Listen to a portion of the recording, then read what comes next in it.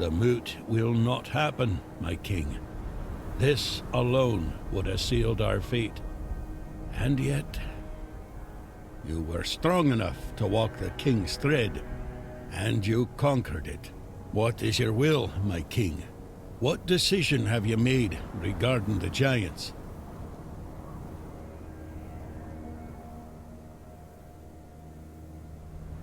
Glory be to you, once and future king. Fame and honor to you for all time. Thanks to you, Camelot will fall, and with it, the dead laws and the suppression of the Dalrida tribes. Thank you, my king, for your intervention. I, the voice of the Dalrida tribes, accept your decision with humility and gratitude.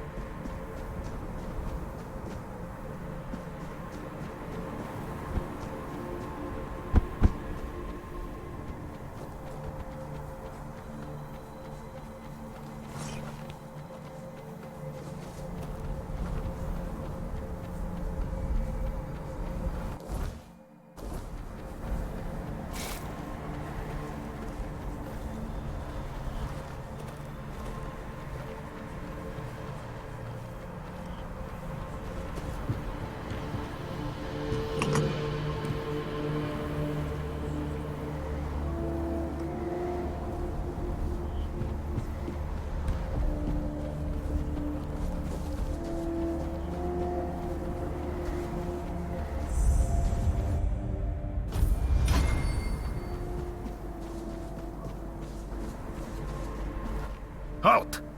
No entry, outsider! Because I said so. Compliments will get you nowhere. Then pass through some other way. You don't even know where you're trying to barge in. You're either very brave or terribly stupid.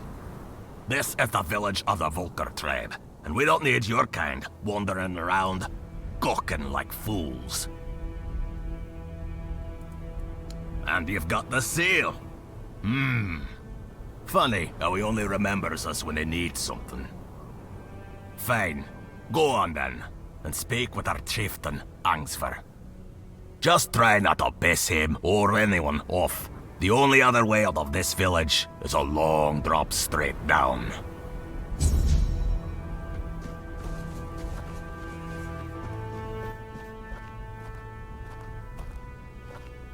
You don't belong here. Mother speaks and I listen. She says you must be tested. That's more like it.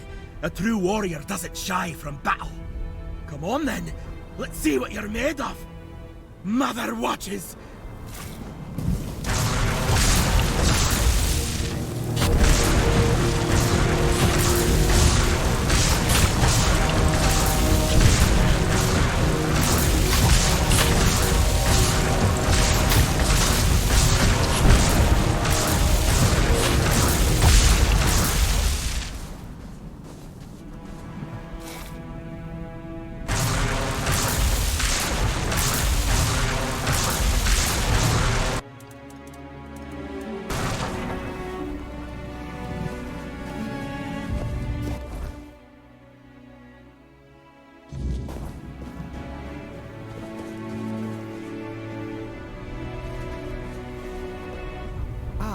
So you're the one who lit up this sad old pillar. You almost caused a stir among those sad lumps. Almost. So, I guess you're not exactly what they've been waiting for. But you've certainly piqued my curiosity. This tribe. Once hailed as mighty warriors. Now they're just sitting around, waiting for someone to save them. If it's not their matron they're hoping for, then it's for the pillar to flood the village in scarlet light. They've lost their purpose and are desperate for someone to give it back to them. That's what they call their priestess. She disappeared long ago and never returned. The Volker claim she took Mater's favor with her, leaving them cursed. They act like a spoiled child whose mother suddenly got cross with them, and they can't understand what is happening. It should be amusing, but somehow it's not. That's a good question. The pillar reacted to me when I first arrived, although very faintly. And now it's reacting to you for some undeniably fascinating reasons I'd love to hear about. But here's the real puzzle. Why does the pillar respond to creatures touched by the weirdness? And what exactly are they waiting for if nothing is ever enough? I doubt even Angsvar could answer that, but you should ask him anyway. I'm quite curious to hear what he'll tell you.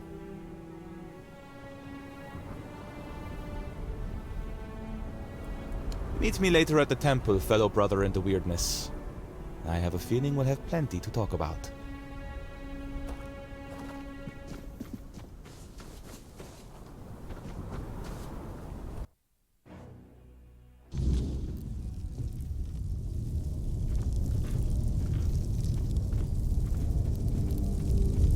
Greetings, stranger. I'm Angsvar, the chieftain of the Volkio tribe. What brings you here?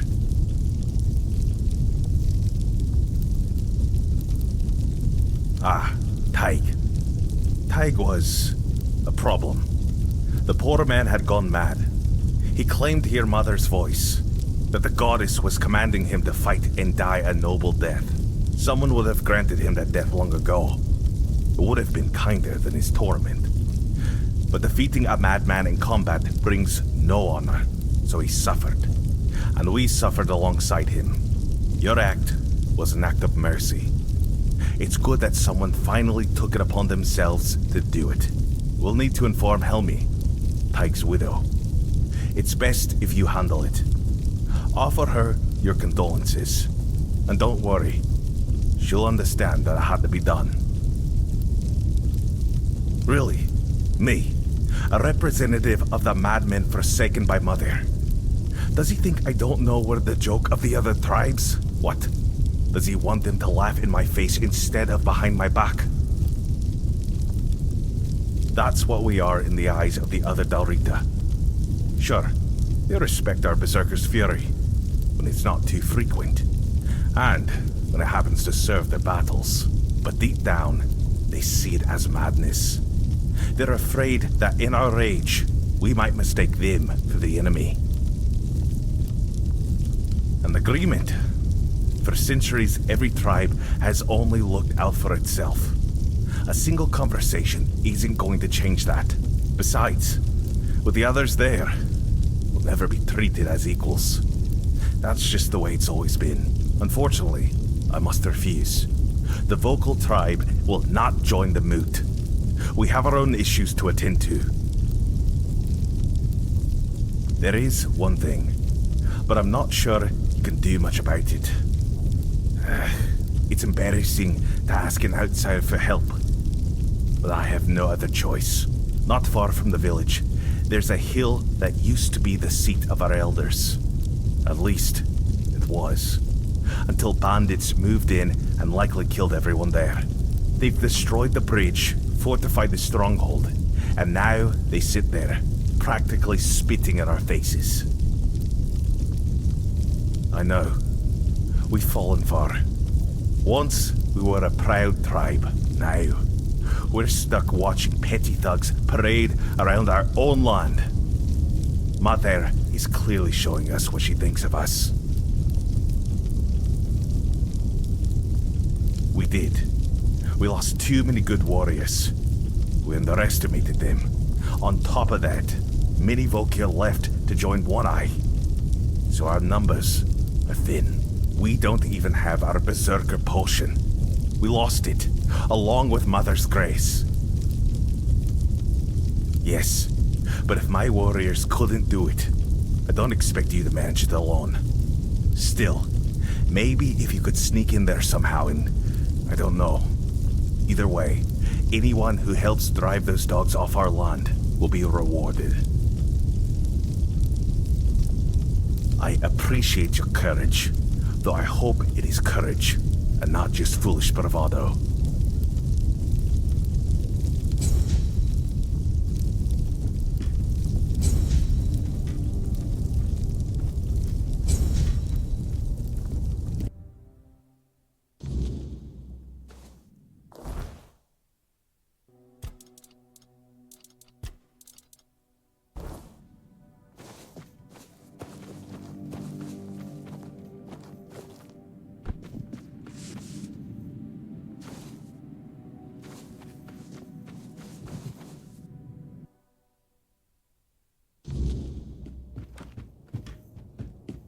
Oh, Tiga, what have you done? Why did you leave me like this? So brave, yet so foolish. What am I supposed to do now? Oh! You startled me! Barging into a Dilrida woman's house without knocking. You're lucky to still be breathing. Wait, you're the one who gave him a good death, aren't you? I'm Helmi. Yes, Tiga was my husband. And I suppose I should thank you. I'm only sorry that Tiga is gone. But I am grateful to you. You acted honorably, allowing him to challenge you. No one else was willing to do it. The Dilrida think fighting a madman is dishonorable, as if madness could be caught like a sickness. Madder, help me, it's utter nonsense. My poor Tiga. He'd be the first I'd like to kill. But without my husband and without my calling, I don't know what would happen to me if they'd cast me out. Well, I'll manage somehow. I've survived one heartbreak with Meder. I'll survive another. Now, please, just leave me alone. I don't believe Meder was speaking to him. And I know what I'm talking about. Before I got married, my greatest dream was to become the Volker matron. But I believe that he believed it. That's why they thought he was mad. If I had become a priestess, Tiga would still be alive. I would have loved him from afar, but at least he'd still be here. It's hard not to. Maybe there was something I could have done. Maybe I missed some symptoms, signs that his illness was getting worse. It's nice of you to try and comfort me, but I need to deal with my grief on my own. Though I'll admit, right now, I'd gladly kill half of my tribe. Especially those who refuse to grant him a good death. Maybe he was. He definitely hadn't been himself lately. You see, my Tiga was never a particularly pious man. I sent him to appease Madar with an offering once when my health began to fail. I won't lie. I was frustrated with my own weakness because going to the temple had always been both my duty and my joy. But Tiga went there because he loved me deeply. That's when it all started. I recovered, but he kept going to the temple. Sometimes multiple times a day. He said Madar was speaking to him and that it was his duty to listen to her. He said the fate of our marriage and the fate of all the Volker depended on it. The problem was he started taking all the food we had and we began to go hungry. That's when the real arguments started. So what fate of our marriage was he even talking about? Now that I think about it, it was such a stupid reason to fight. I should have gone with him, found out what he was talking about. But what's done is done. Tiga's dead. Go ahead if you want to. I've been there myself, but Madder didn't say a word to me. as you can probably imagine. But who knows? Maybe you'll get lucky. Maybe there really is something that reveals itself only to the chosen. If you find it, kill it for me, in Tega's memory. I'd be lying if I said it's the dream of every little Volker girl. It's the most respected position for a woman in our tribe, but it's also the heaviest responsibility. If Meder's voice truly exists, it doesn't speak with words. You feel it in your soul. It's a calling. And her voice was screaming inside me. I truly wanted to give myself to her, but the elders decided I wasn't fit for the role. And then there was Tega, whom I learned to love in time. Easy or not, it was my calling. And I truly believed I was the right choice. But the elders said I was too hot-headed to bear that responsibility. Me? Hot-headed? Can you believe that?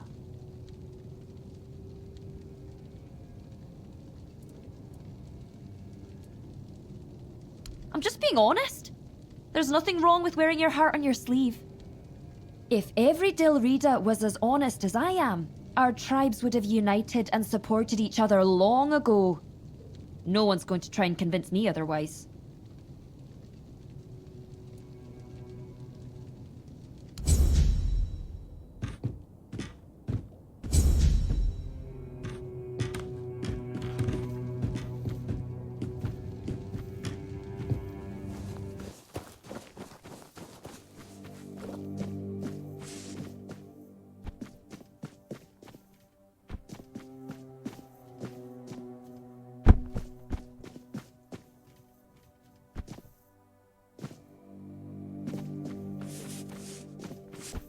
Blessings. Not Mather, as you've probably guessed. I'm frail. That's what they call me when they cast me out of my tribe.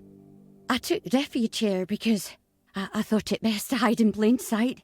Please, don't turn me in. I'll die out there in the wilderness. Nothing wrong, I swear.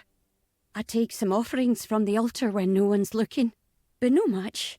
Just enough so nobody notices. Sometimes people come seeking comfort, and some want to hear Mather's voice. I'm no Mather, but I can't turn a blind eye to a suffering soul.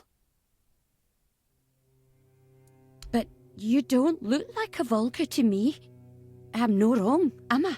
Perhaps you'll grant me the mercy I won't find among the tribes. I'm no harming anyone here, I swear. Tega. Such a poor, good boy. So misunderstood. He'd give his life for his wife. But I doubt she knows that because the poor lad can't get a word in edgeways.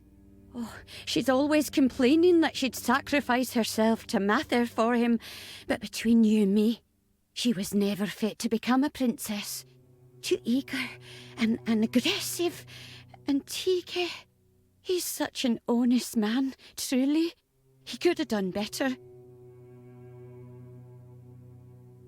What do you mean? Dead? What happened?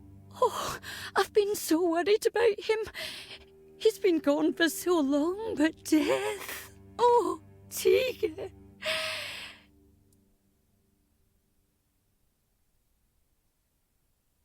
You gave him an honourable death, and that means you have honour. Your mother should be proud of you, even if she's not Dalraita. I thought I was helping him. He would come to me, talk about his problems with Helmi. I helped him the best I could. I comforted him, like a good mother should. Mather is our mother. I just wanted to help her out. Give that nice boy some hope, in honour of my own children, who now gaze upon Mather's face. My fate is now in your hands. I wouldn't be able to best you in a duel. What is your decision? I see. I don't have anything to live for anyways. Tega was my only joy. Gave my life meaning. It's time to join my children. May Mather watch over our souls.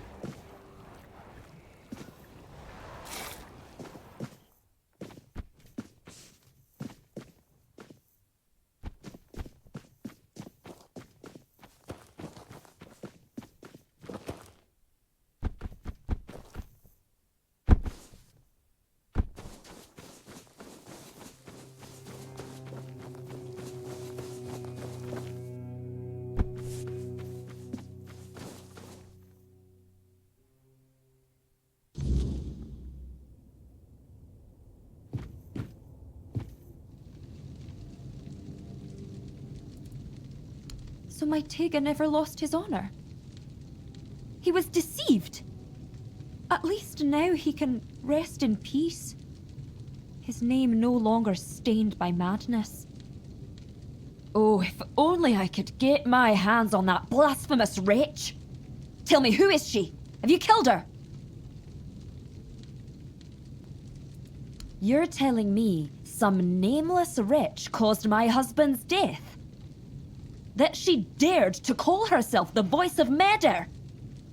She defiled everything that mattered to me. If I had known, I wouldn't have asked you to kill her. Death is not enough for an insult like this. So now it's my fault? You're saying Tega's death is on me? I appreciate what you've done for him, but I won't stand here and be insulted in my own home. Get out before I lose my temper.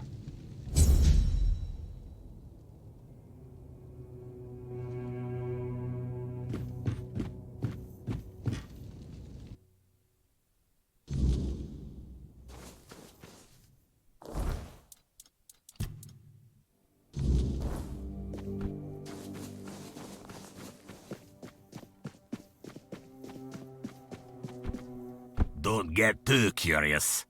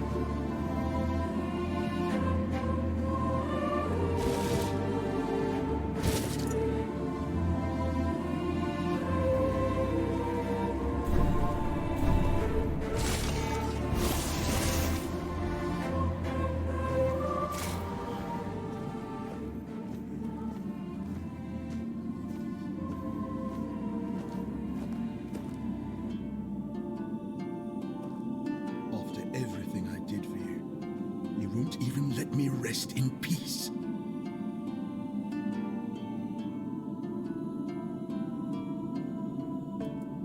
I'm not talking. I'm speaking to the one hiding inside you, like a coward. Let me speak to him, young one.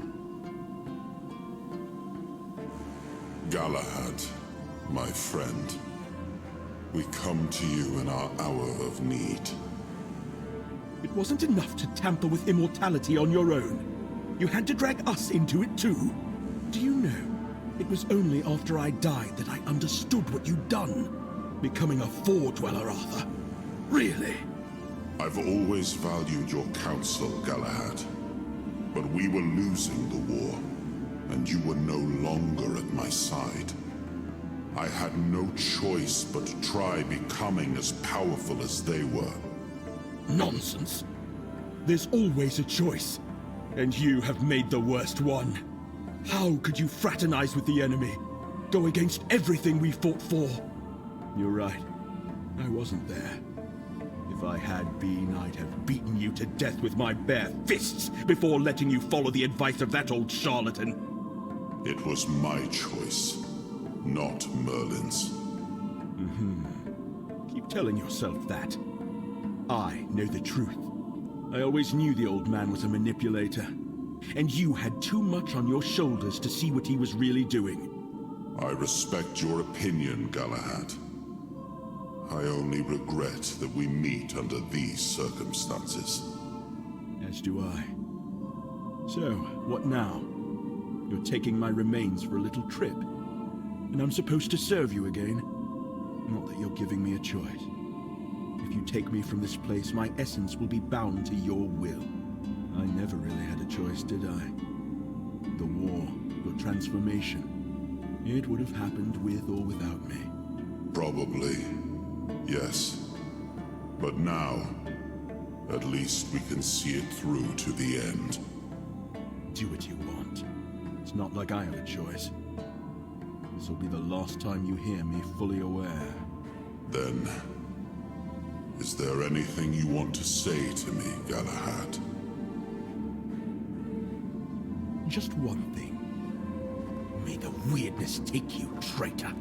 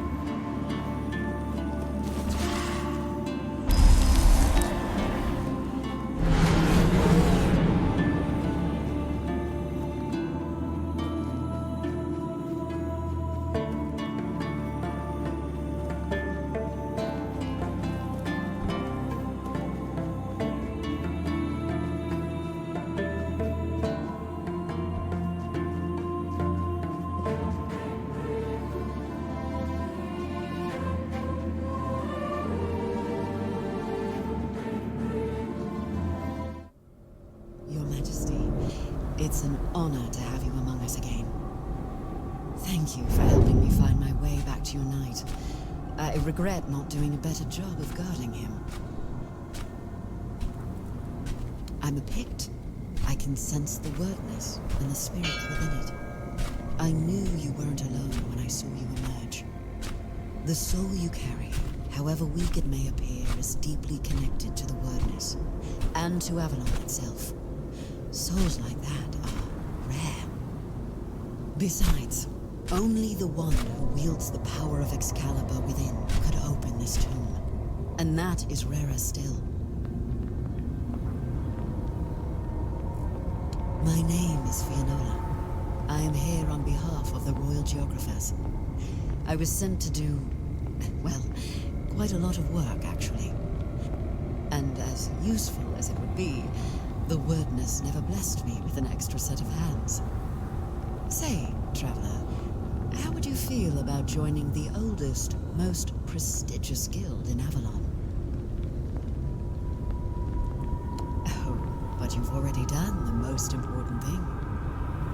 You found what was lost and opened a new path. What better way to prove yourself as a true geographer in the making?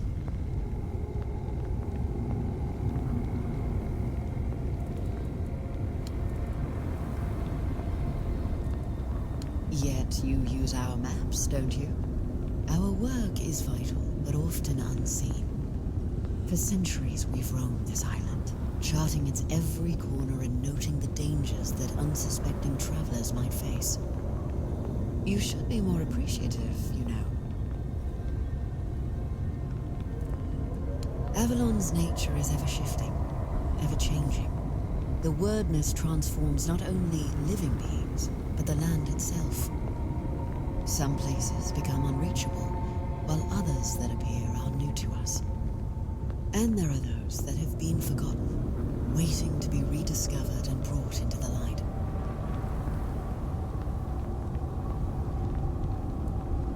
Why wouldn't they?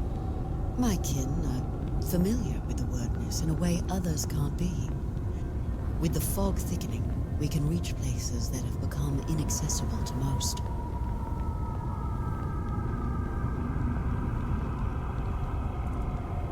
Everything. Our most important mission is preservation of Avalon and the pillars it was built on. We were sworn to protect the tombs of the first knights, but they were lost to us. There were rumors that the tombs were sealed, and only King Arthur could open them. Turns out, the rumor was true after all. I appreciate your eagerness, but let's not get ahead of ourselves. The other tombs are scattered across Avalon, hidden and sealed, waiting for the one who can call the knights back. Let your soul guide you. Find them, and I will find you. On the contrary, everything is always changing. Sometimes it's hard to keep up. Though, maybe that's just me finally getting properly old. But you're right about one thing. Violence, and those who thrive on it, never seem to change. The worst kind of constant in a sea of chaos. You've met Sir Galahad the Pure? It fascinates me how he both is and isn't the ideal successor to the first Galahad. They share the same drive, the same sharp edge of cruelty. But for the first Galahad, that cruelty was a means to an end, not the end itself. Or so I've heard.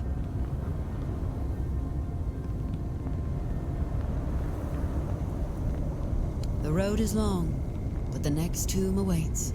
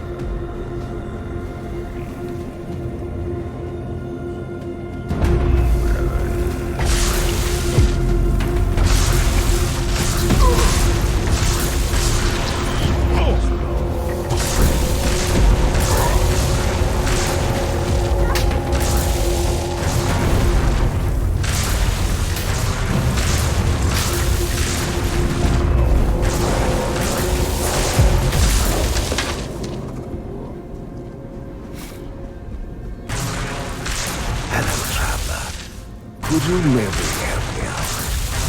I am not this man, and he is not me, you see. But we were forced to walk the same road, despite our differences. And we seem a bit lost. Once, he had a name. Once, I had a death. Now we have neither, but we're looking for the same thing.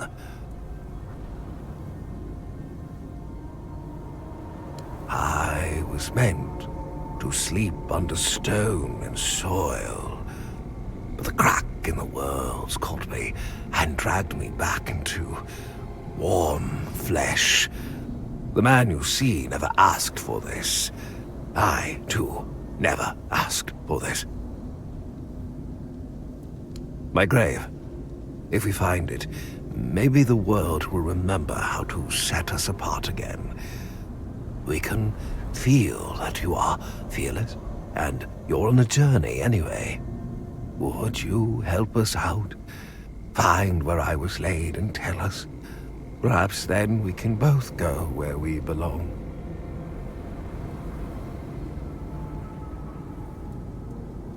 All I know is I am not of this soil, yet this soil is where I decided to lay. I didn't belong here, and yet this is where I found myself, and my purpose. I know this isn't much to go on.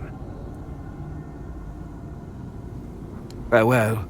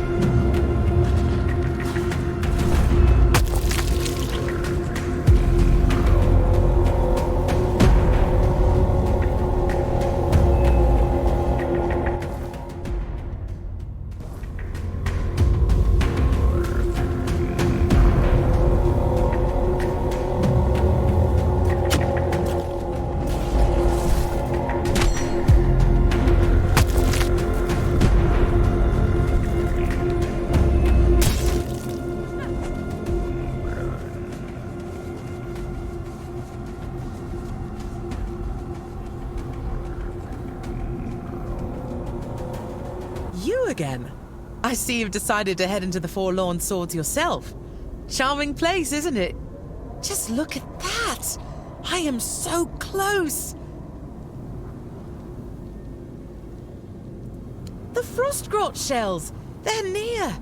I've heard that some snails leave their nests just to shed their old shells out in the open. So they don't have to leave the past where they live. Very wise, don't you think? The first Frostgrot I ever saw was in Camelot. It had been brought there by soldiers from the Forlorn Swords, on orders from the magicians and alchemists of the capital. The whole meaning of its life was reduced to being a specimen.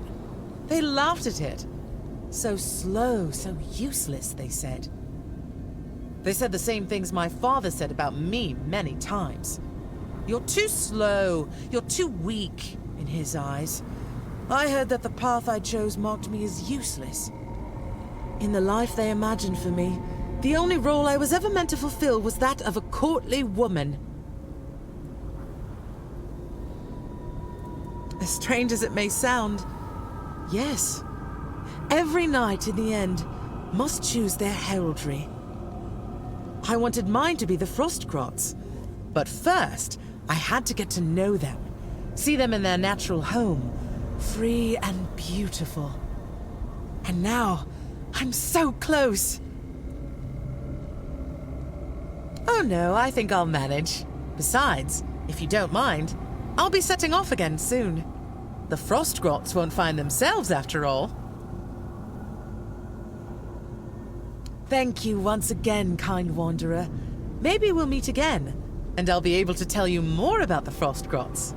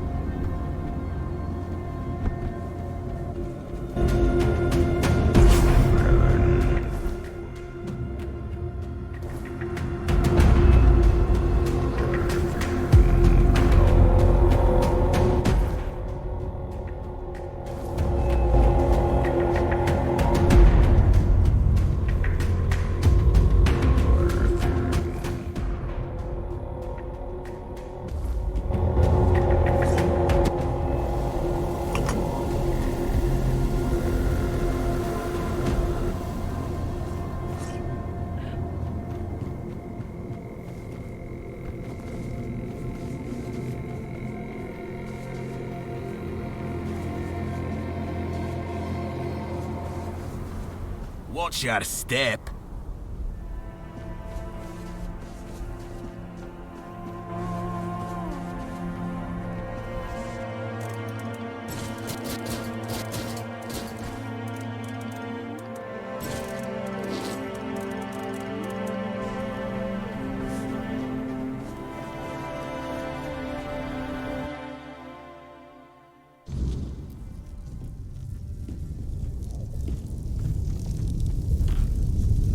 Really? How? No, don't tell me. Let it stay between you and Mother. I feel she has a hand in this. Thank you for stepping up for us. I promised a hefty reward, and now it's yours. And since Mother helped with reclaiming the seat of the Elders, maybe her grace will also guide us with the matter of the empty temple. Frigg, the matron who served there, disappeared one fateful day. We searched everywhere, but it was no use. It was like she vanished into thin air. The sacred totem of Mother, passed down from matron to matron, disappeared with her. Without it, we can't appoint a successor, and the temple has remained empty ever since. It's hard to blame her. She left after the massacre of Gunvalder. Her daughter was with a man from that tribe, and was in the village when it happened. Frigg was furious that we didn't come to their aid. But tell me, would anyone have helped us if the situation had been reversed? Of course not. I've spent years questioning whether I made the right decision back then. Even now, I don't have an answer, and I no longer have the strength to dwell on it. You're right. Only a matron can brew the sacred potion that allows us to enter the battle frenzy. Without it, the Volker tribe isn't worth much. We gave up searching for her a long time ago. It's pointless. Mother made her judgment clear. But if you're set on trying anyway, speak with Bride. He'll know more than I do.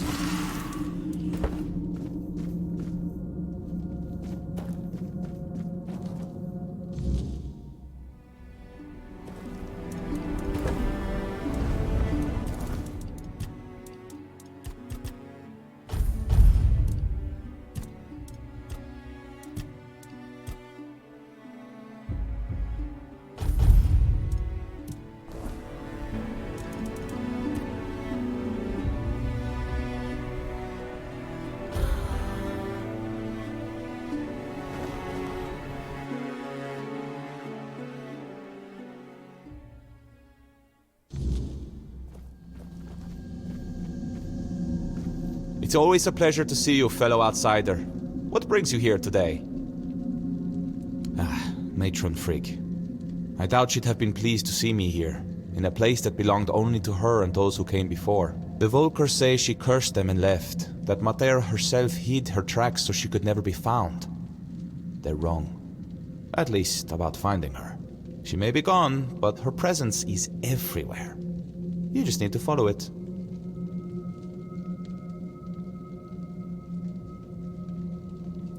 You've seen it by now. On Avalon, the weirdness is always there. Thick in some places, thin in others, but never truly gone. And everyone leaves their mark on it. Some faint, some strong, but someone like the Volker matron, she'd leave a trail bright as a blaze. You just need to find it. Oh, I have. But she never showed much of herself to me. Maybe I wasn't to her liking. She was a serious person after all. Me? Not so much. But you're here for a reason. She might favor you more, or perhaps the weirdness itself will. It's worth a try, isn't it? First, you'll need to sharpen your senses to the weirdness. I have something that can help, but before you set out, I want to ask a favor. When you find the totem, don't go running straight to Angsvar. Bring it here instead. If a new matron takes her place, these doors will close to both of us forever. And I need to know what's behind them. I'll repay you, I promise. Answers and more. Excellent. I can hardly wait. Here, ether bloom. Woven with ethereal cobweb and just a hint of wolfsbane. You'll need to smoke it. Be brave.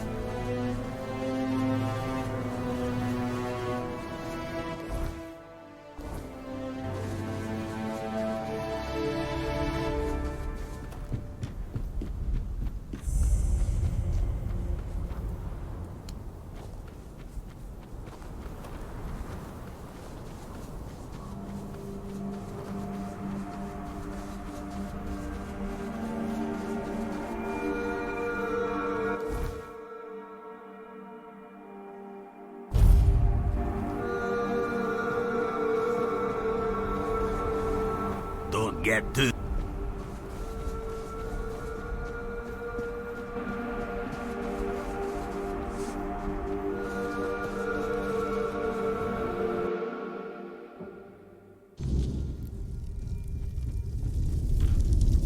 With our luck, it couldn't have ended any other way. But the totem, was it with her? If so, we can at least name her successor.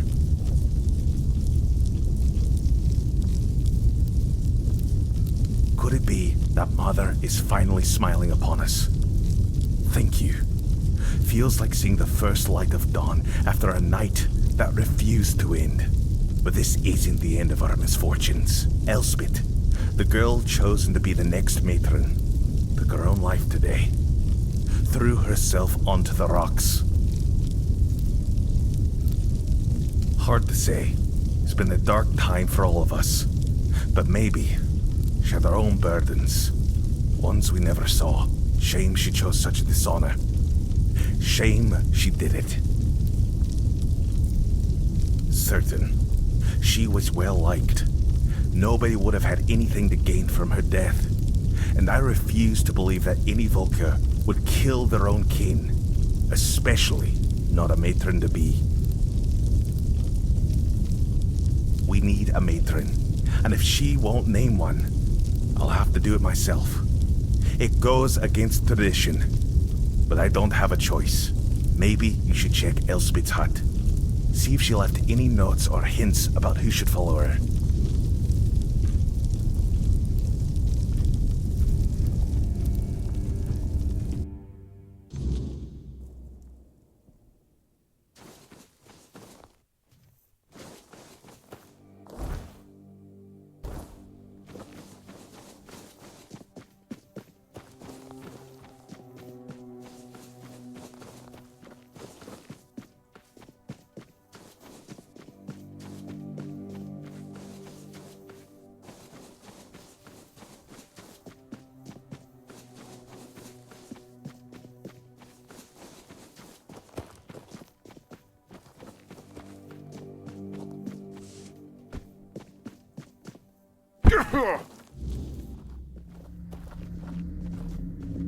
It's always a pleasure to see you, fellow outsider. What brings you here today? Oh, now that is exciting. But please, the honor should be yours. You're the one who put in all the hard work, after all. I'll be right behind you.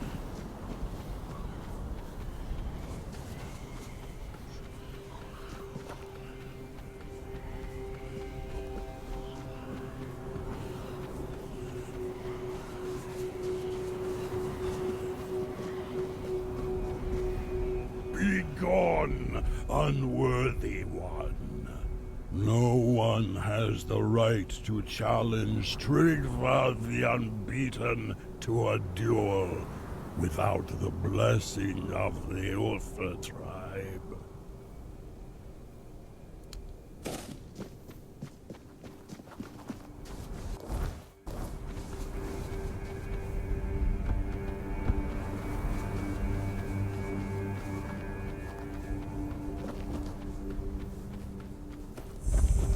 Not another step.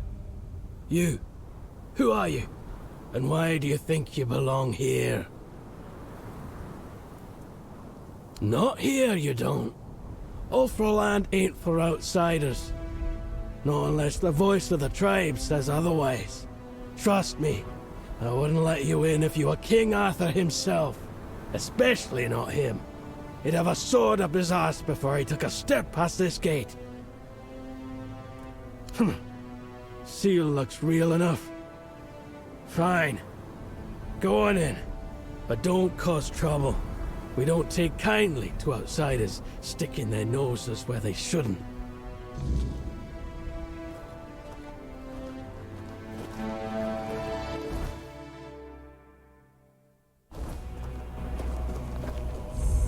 Hey, you!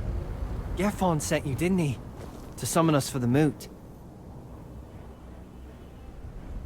Just because we live up in the mountains doesn't mean we don't know what's happening in the wider world.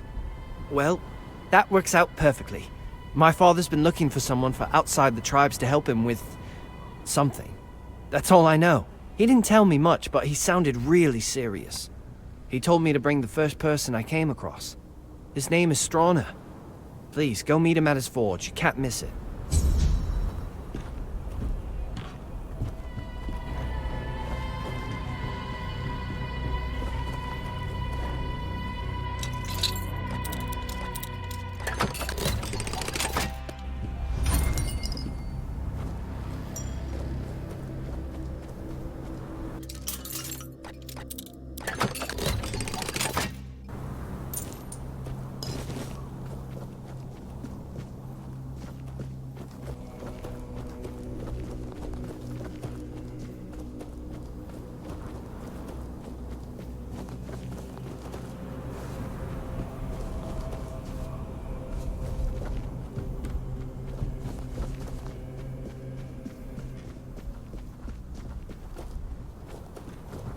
Oi, don't I know you from somewhere?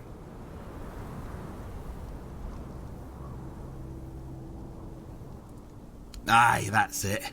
I knew you looked familiar. It's good to see a fellow survivor from that cursed hole. Tell me, friend, how did you manage it? That hooded fellow helped you, didn't he? I need to know everything. If you've got the guts to dislike the man who saved your life, he must have really done something to rub you the wrong way. You know, among the Dalriada, when someone saves your life, you owe them a debt until you can repay it. Usually by saving theirs. But now that I think about it, you don't have to like them. Respect is enough. So tell me, what's happening in the wider world?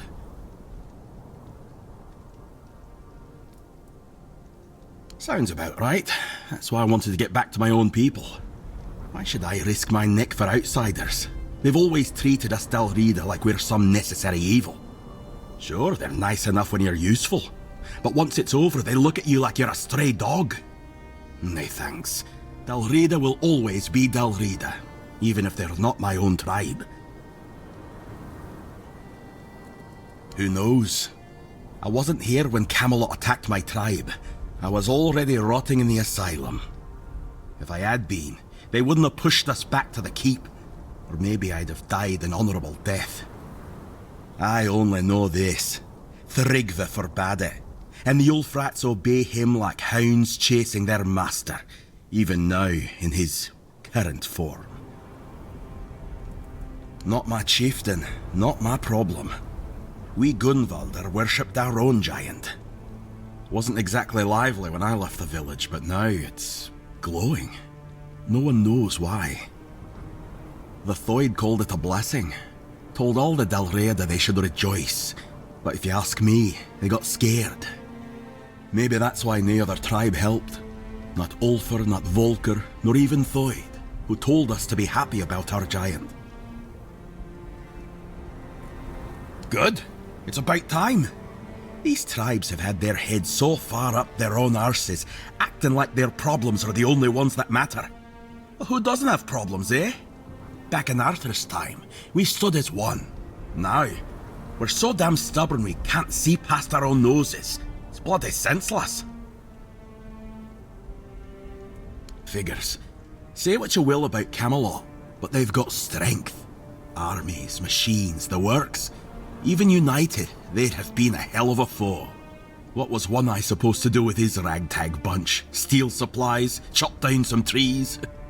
No, it was doomed from the start. If we'd all stood together, maybe. But he went ahead alone, and now it's over. Simple as that.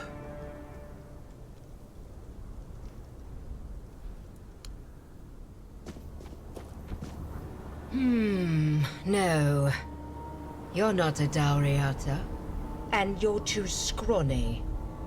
Wouldn't make much of an impression.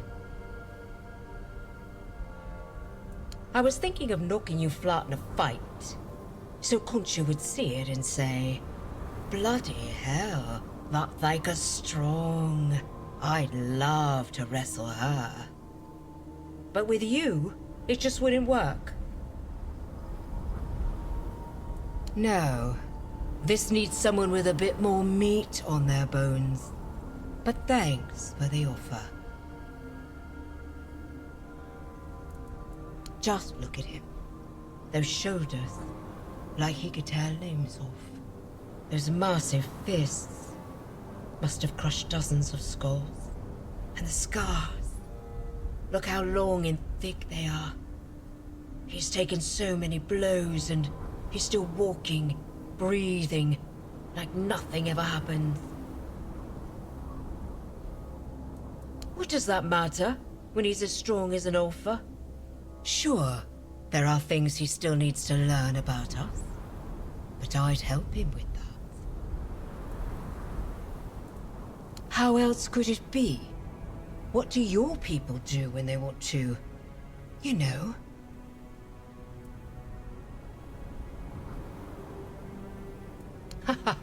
Look at me. Can you picture me writing romantic letters? Then you might need your head checked.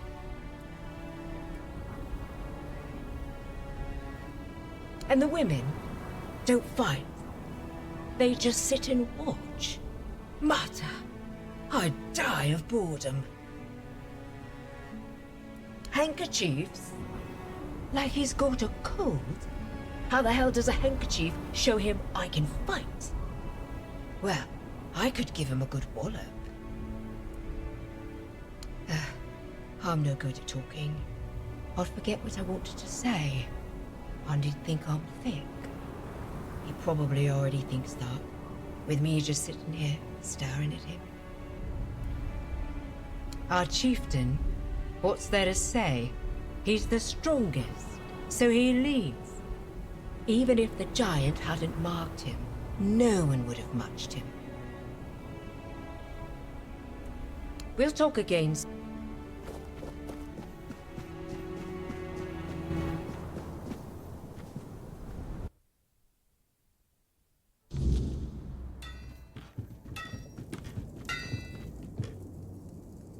Egil sent you, did he? I'm Stroner, a blacksmith. What brings you to our village? That kind of order should go straight to Tryggvi, though I doubt he'd be eager to leave his throne. Until a new chieftain is chosen, Tryggvi won't attend the moot. Well, that's good news. You're just the kind of person I've been hoping for, to help with Tryggvi, that is. Tryggvi always dreamed of surpassing mortal strength, of becoming as mighty as the giants. He became obsessed with the lone pillar near our village. The Ulfr might not be known for their writing, but we have our legends. Thrigvi found out the pillar was a place where giants entrusted their souls to the Four-Dwellers, whatever that means. So he had a throne forged into the pillar and sat on it during a weird night. What happened after that changed everything for our tribe. I wouldn't call it madness. Thrigvi stopped being human. He grew to a monstrous size and gained unimaginable strength. He became something other. After that, human concerns no longer mattered to him. Yet he's still Ulfr, bound by our customs and rules. It might not mean much to an outsider, but trust me, it's a very dangerous situation. We tried. The moment we declared a new chieftain, Thrigvi appeared out of nowhere and killed the contender with a single blow. Then, like nothing had happened, he returned to his slumber. After that, the Ulfr began worshipping him like a god. Hard to believe, considering our disdain for magic and religion, isn't it? Yet, here we are. Don't be surprised if you hear them singing his praises or fawn. They're terrified of his power, although none of them will admit it. The only way to remove an Ulfr chieftain is through an honourable duel, but there's no honour in fighting something like him. Perhaps my mentor Darvan knows how to defeat him. He won't tell me. He says he's afraid I'd try to face Thrigvi myself, and honestly, he's probably right. If I knew how to bring him down, I'd do it in a heartbeat. But Darvan thinks if our plans were discovered, I wouldn't live to see another day. He's probably right about that too. My brothers have grown unpredictable. Are you mad? Thrigvi is practically a demigod. No mortal can defeat him. Smart choice. He lives in the second largest house in the village. You'll find it easily enough. I'll be here if you need anything else.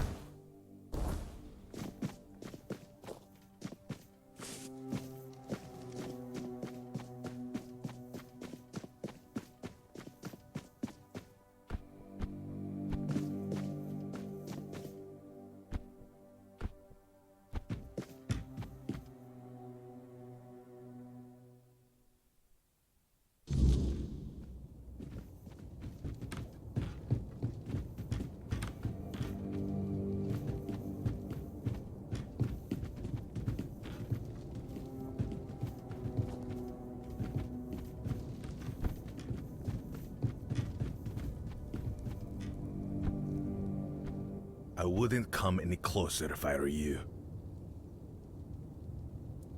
Leave in peace. I'm not granting an audience. Ah, your powers of observation are truly impressive.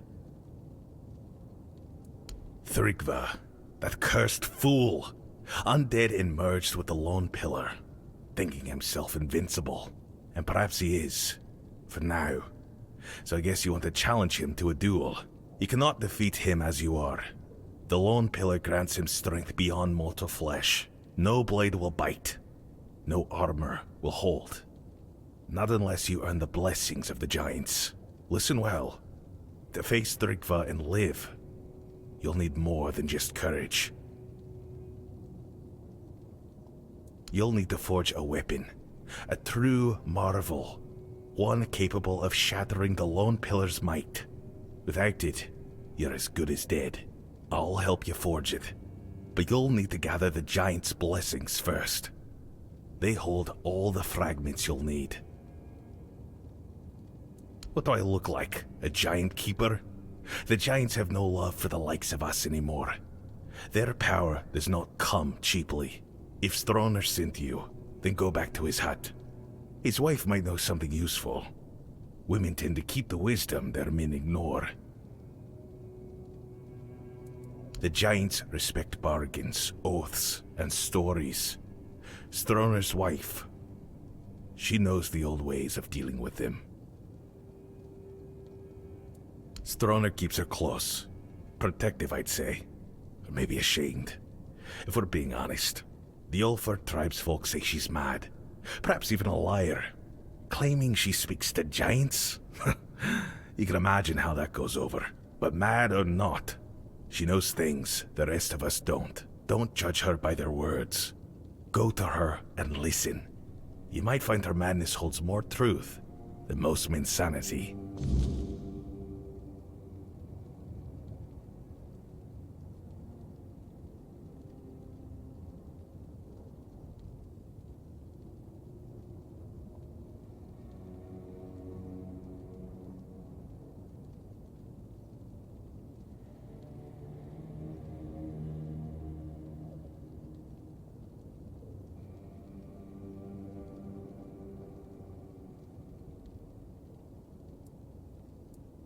Conspire. Ha! Call it what you like. Plotting, scheming, or just doing what needs to be done. Thrygva's not a man anymore. He's a curse on the Ulfar. And curses don't just go away on their own. Stroner and I understand that. If you're wise, you'll understand it too. Someone has to stop him. And it sure as hell won't happen by sitting around. If it were up to me, I'd vote against it. The Moot waste time dreaming of invading Camelot, while the Dorita crumble from within. We've got greater problems to solve. Fractured tribes, lost traditions, and a dwindling future. Fixing that should come first.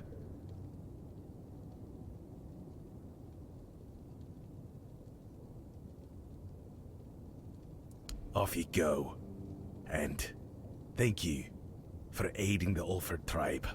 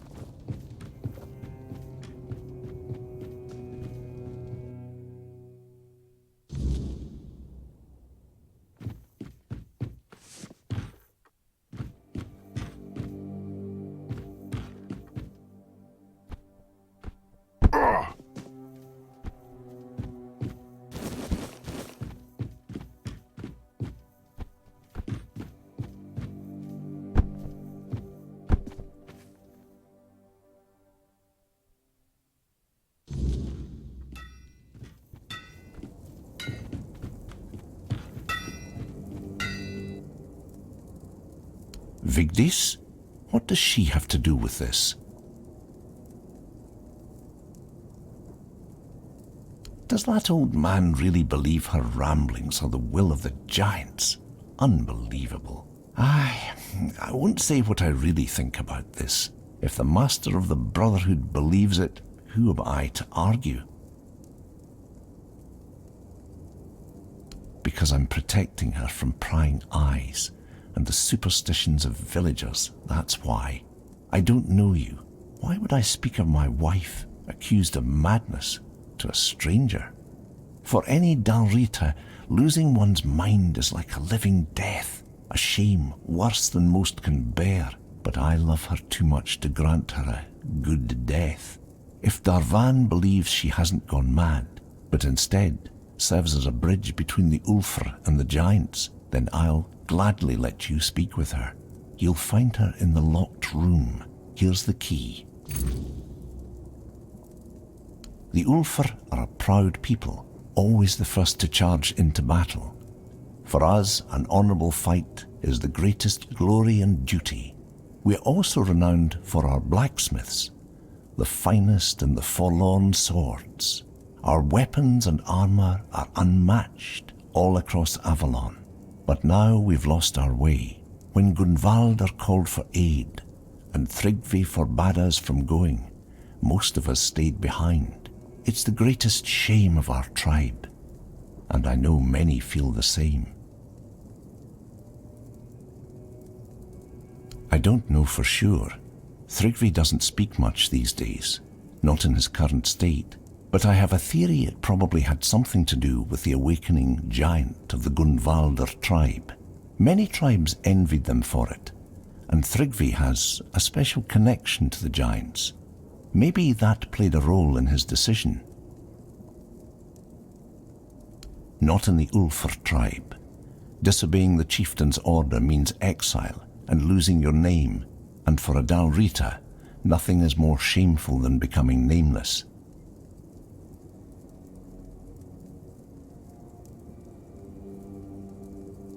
Ah, so you've met some of my brothers already. You wouldn't ask that if you hadn't. Since you know about the Stone Wardens, I'll tell you the truth.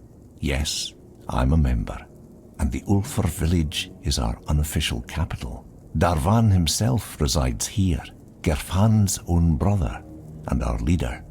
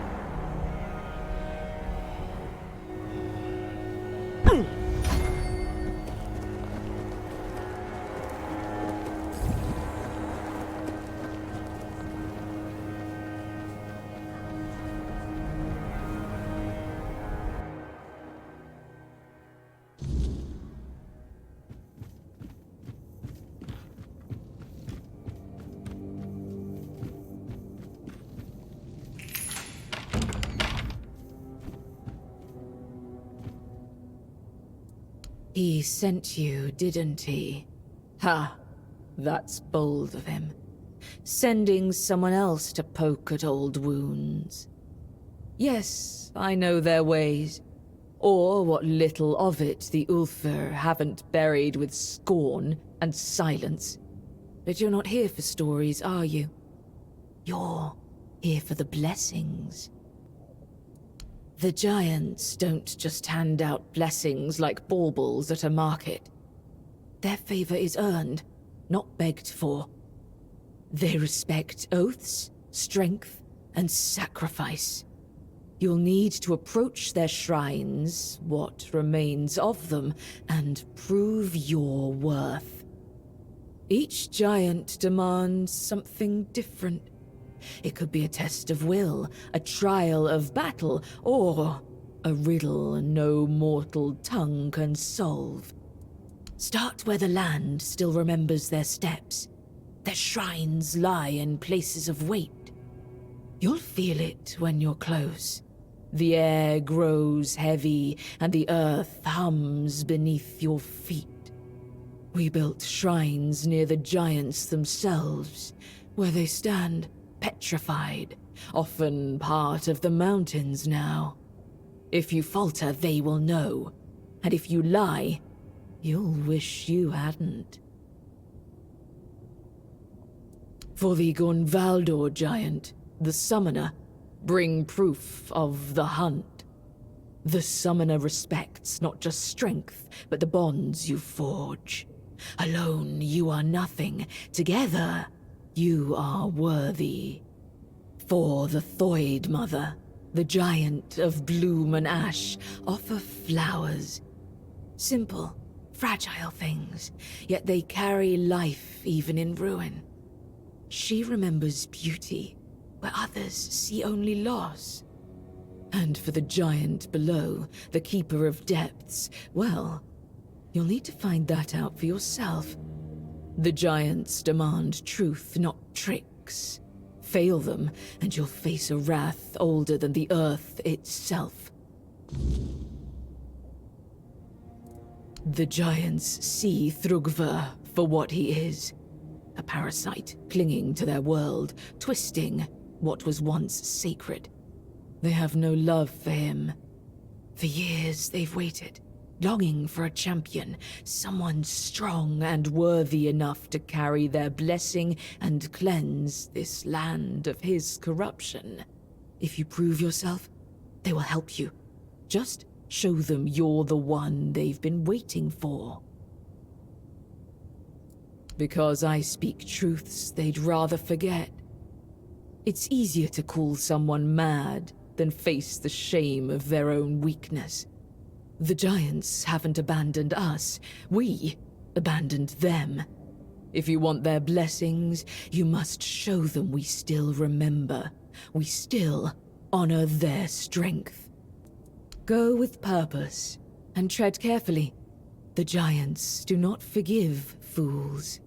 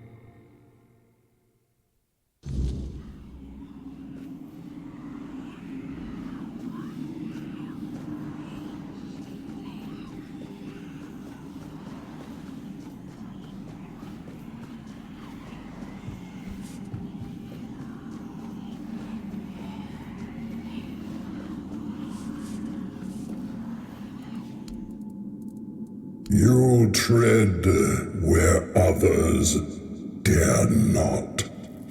Speak, mortal. Why have you come to the dark beneath the world?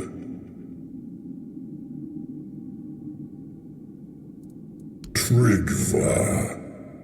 His corruption festers even here, staining the roots of the world. If you wish to destroy him, you must prove you understand the price of power. Show me you can take what the depths demand: courage, wit, and sacrifice. The heart and the mind, Both are tested here. Bring me what lies at the core of your enemies. The heart and the brains of a beast will prove your courage and cunning. Only then will you earn the blessing of the depths.